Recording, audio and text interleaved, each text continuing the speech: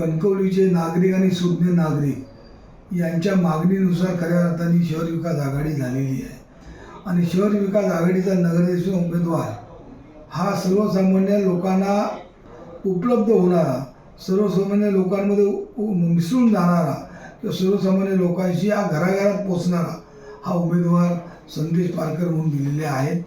त्याचबरोबर त्यांच्याबरोबर दिलेले 17 जे उमेदवार दिलेले आहेत ते सगळे नौके आणि हर उन्नरी आहेत.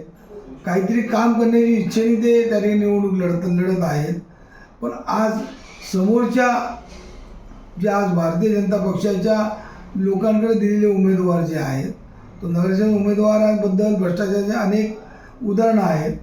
त्याचबरोबर दिलेले नगरसेवक तेच नगरसेवक ह्या वार्डातून नाही तर त्या वार्डातून, त्या वार्डातून नाही तर ह्या वार्डातून निवडणूक लढवण्यासाठी हे भ्रष्टाचारी नगरसेवक ही टोळकं खऱ्या अर्थाने कणकवलीच्या जनतेने घालून दिलं पाहिजे आणि नवीन लोकांना, नवीन कार्यकर्त्यांना इथे नगरपालिकेत काम करण्याची संधी दिली पाहिजे. त्यामुळे त्यांची निशाणी नारळ जो आहे हा नारळ श्रीफळ म्हणतो, त्या श्रीफळाला बटन दाबून आपण यांना सर्वांना बहुमताने विजयी करा. निवडणुकीमध्ये कणकवलीच्या स्थानिक नागरिकांनी जी शहर विकास आघाडी केलेली आहे त्या नगरपंचायतच्या भ्रष्ट कारभाराविरोधात लोकांचा चांगला प्रतिसाद मिळत आहे.